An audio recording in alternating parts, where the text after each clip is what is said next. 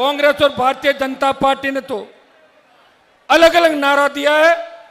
कांग्रेस का नारा है खाओ और खाने दो, रुको। और बीजेपी का नारा है खाओ और गुर्राओ। एक सांपनाथ है, दूसरा नागनाथ है। भाइयों, मैं आमंत्रित मैंने किया था बहुत से नेताओं को। मैंने कहा आओ मेरा साथ दो, आओ ना आप, लाखों लोग जहां बैठे, क्यों नहीं आ रहे हो वहां पर? आप तो मामले उठाए थे, उठा के रवाना हो गए, मेरे गले में बांध दिया सारा सारा। और मैं लड़ रहा हूं, यह आंदोलन खत्म नहीं होगा। मैं सिर्फ ये देखना चाहता था कि जिन धरती पुत्रों के मैं लड़ रहा हूं, जिन किसान के बेटे बेटियों के लिए लड़ रहा हूं, आखिर वो मेरी आवाज पे कितनी तादाद में पहुंचते हैं, ये मैं देखना चाहता था राजस्थान के अंदर। और आज मुझे पूरा भरोसा हो गया कि मुझे कितना भी लड़ना पड़े मैं लड़ूंगा, आपको सम्मान दिलाऊंगा, उस राजस्थान को सम्मान दिलाऊंगा जो भ्रष्टाचार और अपराध का कलंक राजस्थान के माथे पे लिखा है। जिस तरह हमारी बहन बेटी अबला नारी की जो चीख पुकार राजस्थान से निकलती है, मैं विश्वास दिलाता हूं उन माफियाओं को छुपने को जगह नहीं होगी, वो बिलों में घुस जाएंगे। ऐसा राजस्थान आने वाले समय के अंदर आपका भाई आपको देगा। आप हिम्मत रखें, हौसला रखें। अभी करने को तो मैं तुम्हें कूच कराऊं और सारे जयपुर में रुको एक बार, रुक तो जाओ, रुको, अभी बहुत टाइम पड़ा बाकी, रुक जाओ।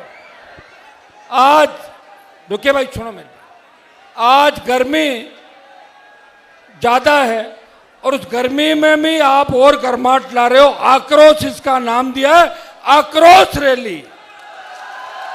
और इस आक्रोश का परिणाम ये निकला कि भजनलाल जी तो दिल्ली गए जो गए, सारे मंत्री राजधानी छोड़ के भाग गए, पता नहीं किसके घर पे आ जाए। भाई हनुमान जी का कोई भरोसा नहीं, कह दे इधर नहीं इधर ही चलो, निकल पड़ो सारे एक सारे। तो राजधानी नेताओं से खाली हो गई, कोई मिनिस्टर नहीं राजधानी के अंदर। यहां सरकार बात करना चाहती है। कई मेरे साथी सोशल मीडिया पर लिखते हैं जो मेरे ही मंच से तैयार होकर भागे थे, रण छोड़ के भागे, दूसरी जगहों पे चले गए, वो लिखते हैं कि हनुमान जी तो राजस्थान के नौजवानों को बरगलाते हैं। आप ये बताओ, मैंने किसी नौजवान से जमीन पे कब्जा करवाया क्या राजस्थान के अंदर? मैंने किसी नौजवान को शराब का काम करने का कहा क्या राजस्थान में? मैंने किसी नौजवान को माफिया, गुंडागर्दी, बदमाशी या मारपीट या दादागिरी की बात कही क्या कभी? अगर बड़े भाई के नाते कमरे में तुम्हें डांट दिया, देखो कमरे में डांट दिया इसका मतलब कम प्यार करता हूं, और सबके सामने डांट दिया मतलब ज्यादा पसंद करता हूं, यह भी ध्यान रखो। इसलिए थोड़ी आदत भी डाल लो कि अभी तक हमें डांटा नहीं मतलब वो नजर में नहीं है, मैं बता दूं आपको। और आज मैं आराम से अच्छे मूड में रहूंगा, आप निश्चिंत रहें। और आप देखोगे कि हनुमान जी आज आपको धन्यवाद दे रहे हैं कि मैं तो तकलीफ यहाँ पा रहा हूँ, 1 महीने से कोई दिक्कत नहीं, 25 साल हो गई, मैं तो एमएलए एमपी भी बन गया, 6 बार जीत गया, 1 बार छोटा भाई जीत गया, पिताजी रह गए।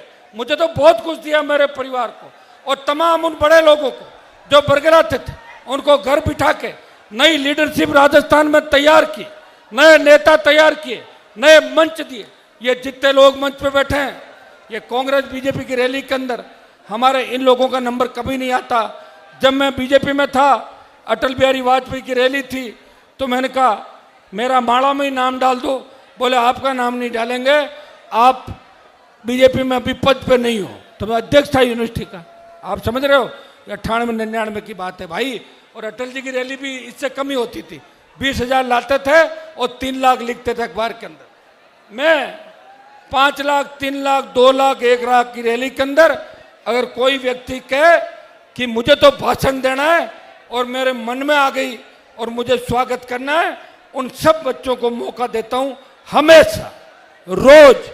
और कोई रह जाता है तो मेरे बात भी देता हूं। प्रयास करता हूं कि प्रत्येक नौजवान आगे बढ़े, मजबूती मिले, हर समाज आगे बढ़े, सर्व समाज आगे बढ़े। कई लोगों को मुझे देख के उनके पेट में दर्द होता है, वो ये सोचते हैं कि हमारे समाजों में ऐसा नेता नहीं है, तो तैयार कर लो। मना किया क्या मैंने? मैं तो जिससे आता हूँ वो तो आऊँगा ही। अब जहाँ मेरा जन्म हुआ मैं उसी समाज का रहूँगा, लेकिन उस समाज के साथ साथ जाट, गुजर, यादव, मीणा, मेघवाल, मुस्लिम, माली, तमाम सर्व समाज को साथ लेके हनुमान बेनीवाल हमेशा लोकसभा के अंदर ये बोला कि हाईकोर्ट के जज होने चाहिए जाट, गुजर, मीणा, यादव, माली, मेघवाल, मुस्लिम। ये बात बोल सकते हैं दूसरे लोग? नहीं बोल सकते। वो खुद के समाज की बात करते हैं, सोशल मीडिया पे बात करते हैं और ऐसा नारा देते हैं जिससे जातीय जहर घुले राजस्थान के अंदर।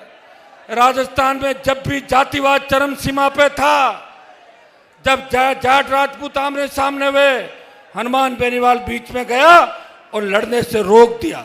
जब गुजर मीणा आमने सामने हुए वसुंधरा के समय, हनुमान बेनीवाल गुजर समाज को आरक्षण दिलाने के लिए लड़ रहा था और मीणा गुजरों के बीच भी खड़ा था कि दोनों समाजों के अंदर भाईचारा बना रहे। जब मेघवाल ब्राह्मण लड़ता है, बीच में खड़ा मिलता हूं। हम सब अपना काम करें, मजबूत हों और आर्थिक आधार पे जब ब्राह्मण, बनियार, राजपूत और कायस्थ को आरक्षण की बात चली, इनके दिल तो बड़े नहीं हैं जो मुझे गालियां दे रहे हैं, लेकिन मेरा दिल कितना बड़ा आप देखो। 2016 की हुंकार रैली में लिखा कि आर्थिक आधार पे इन जातियों को भी आरक्षण देना चाहिए जिनके अंदर गरीब बच्चे। ये हनुमान बेनीवाल उनकी पीड़ा जानता है। लेकिन भाइयों, पिछले 10-15 दिन से जो हालात इस देश प्रदेश के अंदर बने, आपको आह्वान करूंगा, आप हमेशा वही कदम उठाओगे जो मैं कहूंगा। उठाओगे कि नहीं उठाओगे? या मेरे से हटके अलग जाना चाहोगे? देखो, क्योंकि मैं जो लड़ रहा हूं वो लड़ाई आपके नाम की है सीधी। मेरे पे लोग परिवारवाद के आरोप लगाते हैं। ये छोटा भाई बैठा मेरा, जब खींवसर की जनता ने कहा कि चुनाव इसको लड़ाओ तो हम जिता देंगे, नहीं तो नहीं जिताएंगे, नहीं तो उसको वोट देंगे कांग्रेस वाले को, लड़ा दिया। फिर अब की बार कहा कि आपके घर से लड़ाओ, ये भी साथ था कि लड़ाओ घर से। एक नया प्रयोग होगा राजस्थान में कि राष्ट्रीय लोकतांत्रिक पार्टी पुरुष और महिला में कोई भेद नहीं करती और कोई भी लड़ता। मैंने इस्तीफा दिया एमएलए का, मैं चाहता तो विधायक रह जाता, घर से एमपी बना लेता, अलायंस के अंदर था।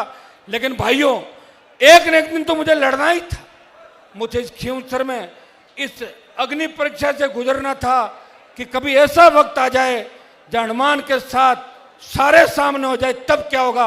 और उस अग्नि परीक्षा से गुजरा, उसमें सरकार के सामने हार गए मैं चुनाव। मुझे इस बात का दुख नहीं है, दुख इस बात का है 1 लाख हमारे 65,000 शेड्यूल कास्ट, 15,000 मुस्लिम और 20,000 हमारे और समर्थक वोट, 2 लाख वोट को 80,000 वोट वाले दूसरे लोग सीट जीत के चले गए। ये उंगली मेरे पर नहीं उठ रही है, ये किसान कौम पे उंगली उठ रही है। अगर मैं खींवसर में जीत जाता तो गजेंद्र सिंह की मूंछ कटवानी पड़ती और मैं हार गया, इसलिए वो मूंछ पे ताव दे रहा है। ये मैंने ताव नहीं दिलाया, ये कहीं कमजोरी रही थी हमारे उन भोले भाले लोगों की।